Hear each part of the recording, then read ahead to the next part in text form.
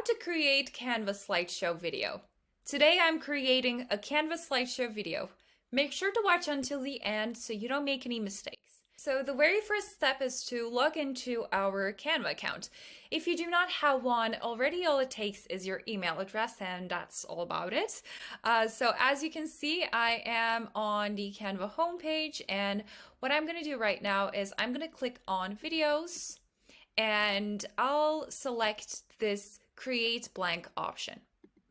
This will create a blank video for me, but you can also basically click on create a design and custom size and choose a custom size if you have specific dimensions in mind.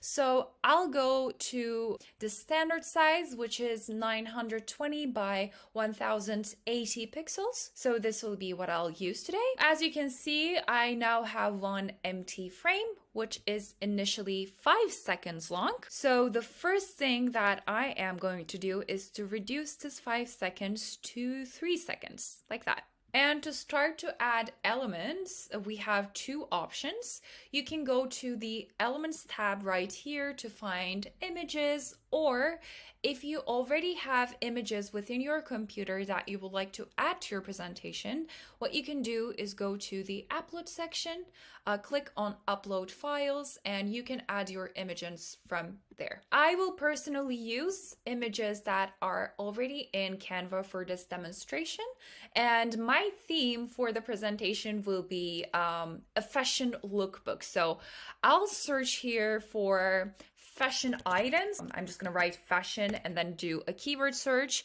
I'll go to photos and I'll just look through what Canva already offers to me. And once I found a picture that I really like, for example, I love this one, I'll click on it and then kind of enlarge this image. So I will place it like this. You can also place it over the entire screen like that. I'll choose to do it to the side, but it really depends, as I said. Now that my first image is nicely placed in my slide, I'm gonna click on this plus icon right here and I will add a new page. And again, I'm searching for pictures that I like. For example, I'll add this one, and right now what I'm gonna do is I'm going to enlarge this one and I will cover the whole frame with it.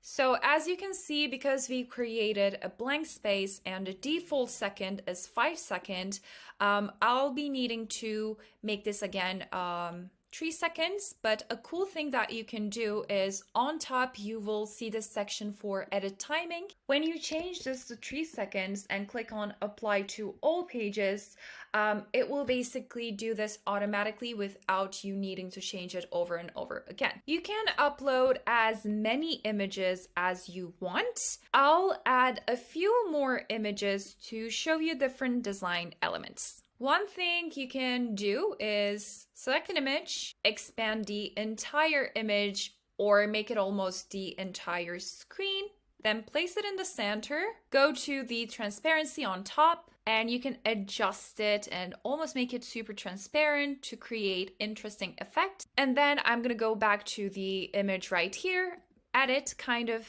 make it a bit smaller than it is, and again place it on the middle. This adds a super cool image to your presentation and kind of spices your slides up. So continue adding images until you included all the ones you want, and once you added all your images, do not forget to click on the top left where it shows you the timing and apply the desired timing to all pages like I showed you previously.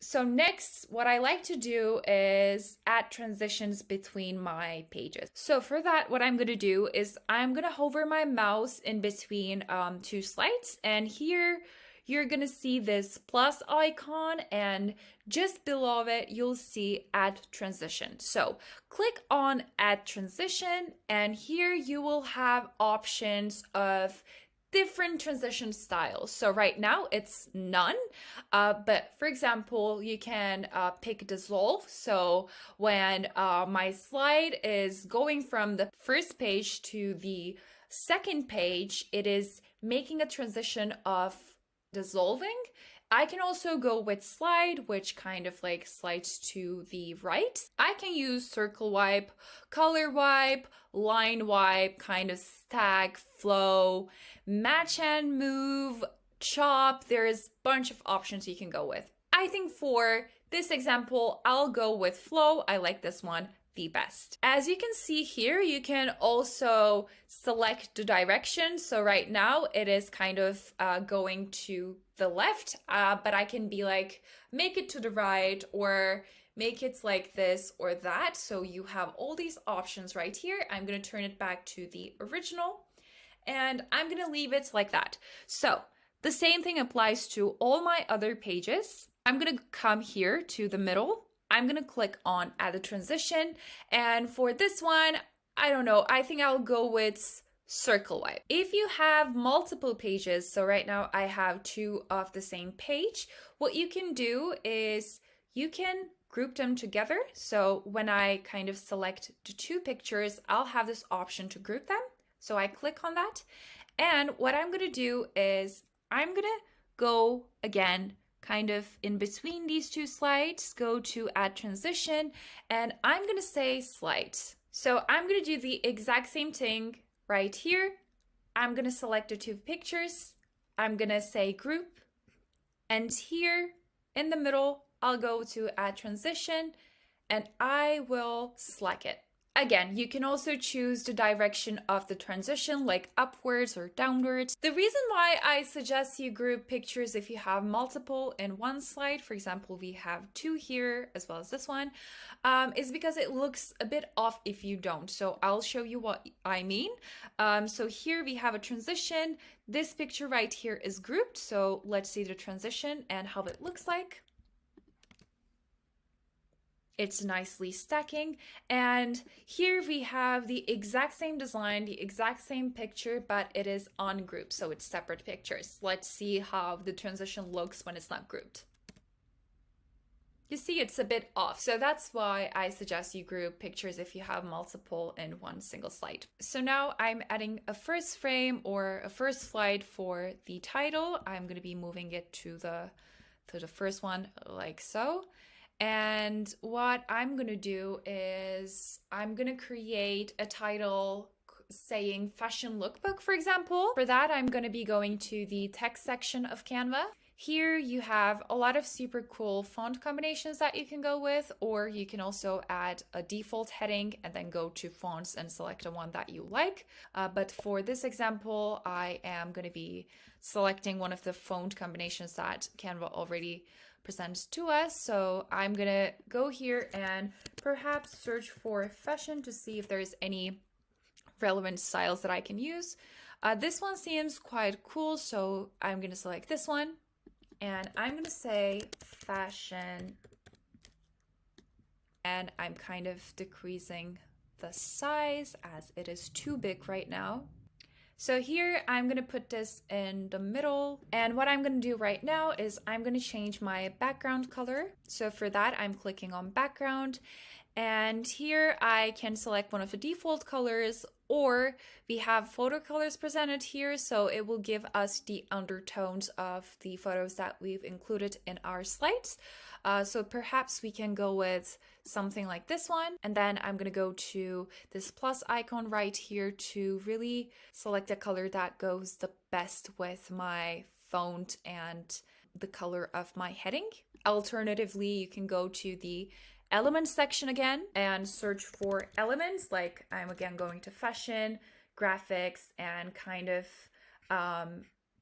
find a cool design that I could incorporate. For example, I found this element that I really like and I'm thinking to place it on my O right here. I think I'm just gonna let it be like that. And what I'm gonna do right now is I'm gonna group them all and go to animate section right here.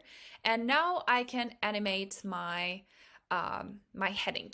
Another thing that you can do is you can ungroup it. I'll delete this little GIF right here, and you can select different animations for each of your words. So for example, I want to go with pop for fashion, and lookbook, I want to go with tectonic. In the animate section, you can choose to only have it on the entrance or on the exit or both. So I'm going to keep it in both. Another cool thing that you might want to do is to add videos or audios to your animated presentation. So to do that, I am going to the app section again, and here you'll see audio as well as video. So if you click on video, you'll see available kind of videos that you can use. So to give you an example, like if I click on it, then I'll have my video directly here and I can use that with no problem. Or again, I am going to apps, and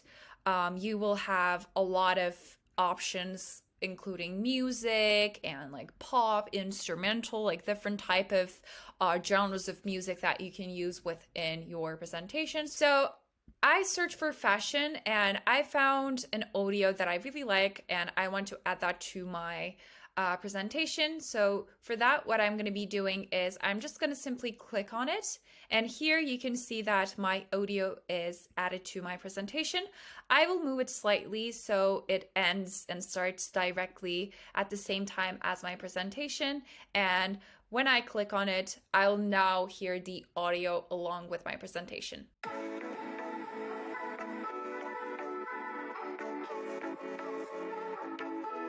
So once I'm happy with the final look of my presentation, I'm going to click on share, and here I can download this as an MP4 video simply by clicking on MP4, selecting all pages and clicking on download, or I can go here and underneath collaboration link, I can create a link that people can view. So here you will have different type of levels of permissions. You can create a link where everyone can only view it, can comment, or editing access. So you have full on control over who does what with the link.